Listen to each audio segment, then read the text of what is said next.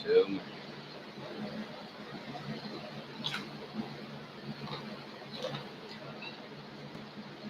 Alright,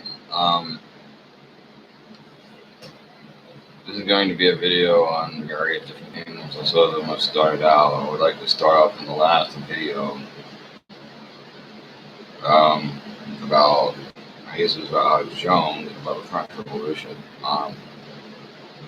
Obviously, if you couldn't tell, I am a big history buff about something. I can be a history buff if I find the historical bit to be interesting. And I do find the American and French Revolution to be very interesting. And I'm a big fan of the 1700s and the entire time period. But I suppose the main reason I'm making this video is I would like to kind of take a moment to further explain what I'm saying, and to also, 1 minute.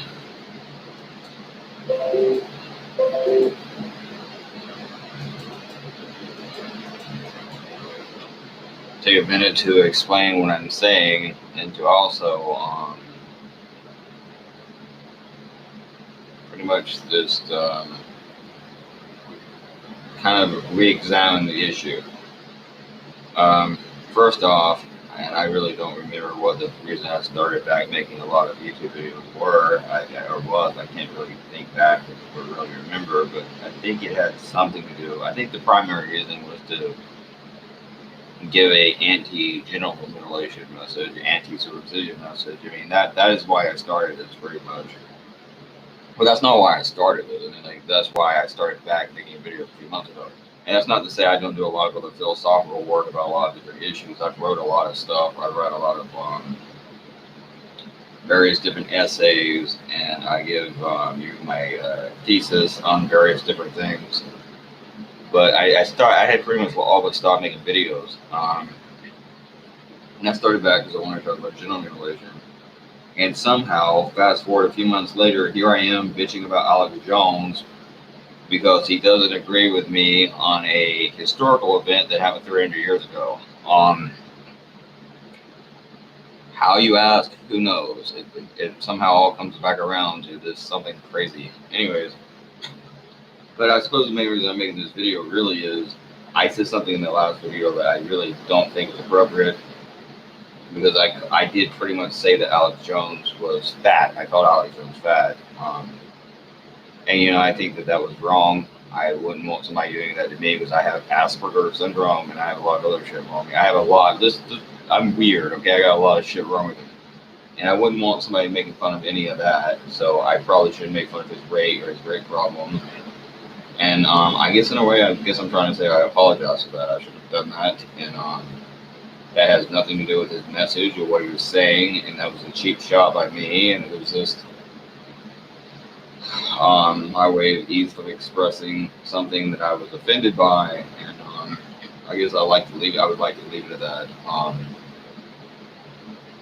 But yeah, you know, it's all okay, or it should all be okay. We're all different. It takes different times to make the world. He is fat, and he's fat, and I'm a freak. I mean, you know, I'm a freak, and he's fat. You know, it all comes around in the end. You know, whatever. We're all good. The point is, as far as the Victorian era goes, I would really like to remind you what a hell on earth that era was. Far from Charles Dickens and this old Christmas ideal of like Christmas, Victorian Christmas, and Charles Dickens and Oliver Twist, and this kind of wholesome concept that some people have tried to put on. The Victorian era is a lot like the American 1950s. It really was a hell by any other name. It was a rose by any other name. Hell by any other name is still hell. It doesn't matter if I call it hell, or I call it Disney World, it's still hell. In the 1950s in America, just like the Victorian era, it was a kind of hell. And people really don't understand just how bad conservative ideals, conservative thought, both paleo and neoconservative thought can get, and how bad it can be. And why we should be liberal, and why we need liberalism. But no, I mean, you know, in the Victorian era, you had children working in sweatshops, like I said. That is largely where the popularization in the Western world, at least in America now. In England, started in England. They stopped doing it about the time we started. Maybe that was a big prank or something. I have no clue. But the point is, that's where that came from. That's where that comes from. And it's very wrong, and I am against that. So, you know, and you really need to look up Harvey Kellogg and look into boycotting the Kellogg cereal company, because Harvey Kellogg promoted, not only did he promote male genital mutilation, he promoted not only female genital mutilation, he promoted putting acid. I can't think of the name of the type of acid, but you know, the acid. He promoted putting that on the not LSD, not the good kind. Okay, not the good kind, by the way. But anyways, he supported burning the top or the tip of female clitorises, and to put acid on female clitorises or vaginas. So he supported deployment.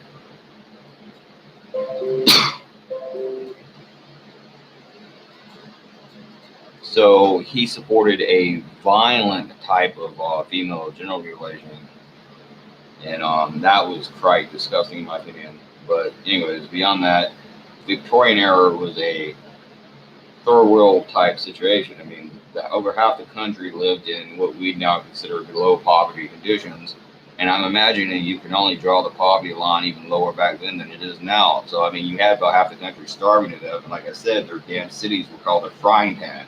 And you have that in America. I mean, there's parts of America, like in New York, they have a place called Hell's Kitchen. And what they're telling you is, it's like, it's economically, it really is like out of the pot into the fire. I mean, it's something else. It's an ordeal. And so, I mean, I'm not a big fan of the Victorian era. That is hell on earth. And again, by the way, for all the feminists that say, if we had a woman run things, everything would be better. We need women to rule. Again, Queen Victoria during the Victorian era, one of the least humane, less sympathetic places on earth. No altruism, no social safety net, an expanding empire, mistreatment of people in India, mistreatment of people in Palestine, mistreatment of the Irish and people in Ireland. Religious fanaticism, a completely religious fanatical nut job country. It was almost theocratic, anti-sex, sex negative, social darwinistic, very anti-human life people. And you had women literally prostituting themselves on the side of the road for a quarter. I mean, like, people in very down and out bad situations, and that was Victorian era. And that is what that type of thinking leads to, and that's conservative thought. That is a conservative nation, and that is what we do not want in this fucking country. And it really is hell, and it's the absolute exact opposite of everything the founders and the founding fathers wanted when they did kick the ass of the monarchy, and they drove them back to fucking England. And they threw their damn tea in the fucking Boston River and everything else. That is what we should be proud of America about. Unfortunately, after the revolution ended, there hasn't been a hell of a lot to be proud of about this country ever since. You know, we freed the slaves that we shouldn't have had to begin with.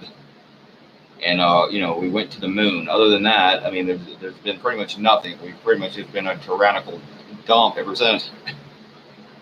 But the point is, I think that that really is what upset me very much. And he says, "Let it down the vine." I mean, I don't think that was his exact words, so that's pretty much what he said. But except the only problem was English monarchy did not die on the vine. And while I will say this, I think that the French monarchy, at least by the 1700s, had mellowed down quite a bit from what they used to be. And maybe they would have quietly kind of went into the night, but it could have went the other way too. And I don't want to make lie or mispresent it as, oh yeah, you know, like history of the world where King Louis is throwing people in the air and shooting them. You know, I mean, like, he wasn't doing that, but at the same fucking time, it was still just something that the people wanted rid of, and it was an incompetent, backwards ruling class and a backwards type of society that they wanted something new. And that's really what our society is. And we do need not violence, obviously I've said that, but we need a peaceful resolution, a peaceful revolution, a coming to grips with a true democracy that we don't have. we have this upper class ruling class, and I found that to be quite bothersome for a number of reasons. So yeah, I mean, there's that. Looks like there was something else I wanted to say. I don't know. I mean, I wanted to put that out there, and I will say this: say what you want about me. I think Alex Jones is always saying he's so misunderstood. I think I may be the most misunderstood most misunderstood person in the world because people are not hearing what I'm saying. And that's proven by the fact that so many people have and still do think that I'm on the right ring. Is to where if you listen to what I'm actually saying, Jesus Christ, I mean, some of what I am saying is probably left of Karl Marx. I mean, you couldn't possibly get any further to the left in some of my message. But what I'm really saying more than anything else isn't really even right or left, is that we need new ideals. And it's like if you look at, I think, Ron Paul back in 2000 and the late 2000s. And of course, if you say the word Ron Paul, everyone pretty much wants to vomit on you. But at one time, I mean, it was something different. It's like, okay, man, what do you got? You got some new ideals. Let's hear some of them. What you got cooking? What's some new ideals? And people wanted to hear that. And people would listen to them. And it just seems like increasingly now, like you're not hearing enough new ideals. But we need new thought, new ideals. I mean, that's really what this country is doing wrong more than anything else. Moreover, I think we're doing that wrong, and that really is the problem with this world and with this country. And I don't know what else I got to say. And I think this is exactly what the world needs. What I'm saying, trying to start a dialogue with other people and trade ideals. Or that is to say, rather, I want a trading of ideals. I think this is the best thing that can be said right now to start with, at least for starters, that very few people, let's say that very few people ever see or know about. And that sucks. And it's a lot of hard work put into something that no one's going to see. And again, not to shit on the guy too much more, but I just find it odd because why Alex Jones tells you the same thing over and over and over again, and he's got his gimmick, and he's got his little stick that he's got to fall back on, and it's all stick, however you say that, it's a gimmick. This is his gimmick. And he'll say the same thing over and over and over and over and over again, and then people want to buy that, hear that, and buy snake oil, and they want to buy like water and iodine and shit that he's selling. I'll tell you what a lot of that is. Someone sits in a fucking bathtub in a goddamn somewhere in New York, and they fill a fucking bottle up with water, and then they sell it to you, and they say, "Oh wow, it's a miracle drug." No, it's a bunch of fucking water from a bathtub somewhere in New York. That's what you're buying. It's a scam. He's selling you snake oil. And whatever. Maybe if I could just bullshit you and tell you the same thing over and over and over and over again, because I know you want to hear it. And if I could finally tap into the conscience of humanity and of America and really know what you want and what you believe, maybe I could be doing that. Maybe I could get millions of fucking dollars and live in a mansion and have everything that Alex Jones has and sell you complete fucking nonsense and crap that doesn't work, and I know it doesn't work.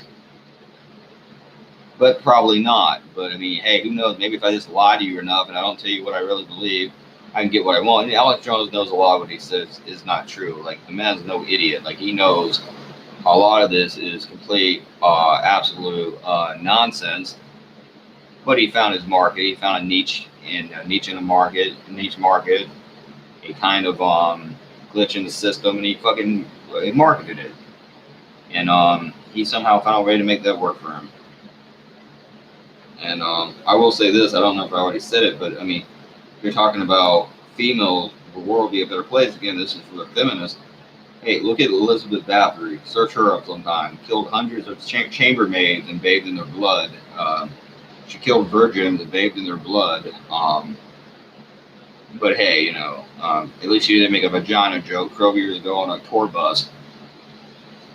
So there's that. And really, the best thing, by the way, let me say this on Trump. The best thing that happens with Democrats, if you want to save your ass, is you would be very lucky if someone like a Bush got elected to the Republicans. If the Republicans fucked up and went back to like Bush or Reagan, Ronald Reagan or George Bush type character or a strongman personality, that would be the best thing to work for you because people would vote for you again. And you would have your boogeyman that you could really, like you would have something to brace yourself again. And maybe it would help you kind of reunite and remember who you are. The only problem is, in part because of America's amnesia, I've seen teenagers that don't know anything about Occupy Wall Street even. And then again, the news didn't want to cover it, so maybe that's why. But I'm just telling you right now that you'll probably forget it as soon as you get another guy in there, like you get another black guy in there, you get another Democrat in there, you get whatever, you get your next Obama. You'll go right back to doing the same crap, and you'll be right back in the same place. We'll be doing this all over again, if that were to ever happen. But the best thing that could ever happen to you is, and the best thing that ever did happen to you was a George Bush type character, because that was someone that obviously was the worst fucking president in American history that no one liked. And the problem is now the Republicans don't have the George Bushes or the George Bushes of the world or George Bush. You have that. Hillary Clinton was the female George Bush. She was every bit as corrupt, probably more corrupt than Bush was. And it's unbelievable. It's unimaginable to me that the Democratic Party took what was a super majority, not a majority, but a super majority in the Senate and Congress, and a president that came from years of opposition to and opposing of Bush and the Bush era policies and tactics, and you going against that, and you finally took back the White House, the Congress, the Senate, and everything else, and you had everything in the palm of your hand. It's just like you wiped your ass with it, and then you don't want to admit you're wrong about anything. And it's like, no, we're right. No, you're not right. You were wrong. And you think like somehow just not admitting you were wrong means you'll win somehow. No, what that does, it pisses everyone off more and more and more to the point where they're never going to vote for you again if you don't fucking, get off your fucking high horse. I mean, it's bullshit. So, I mean, that's my video. P666.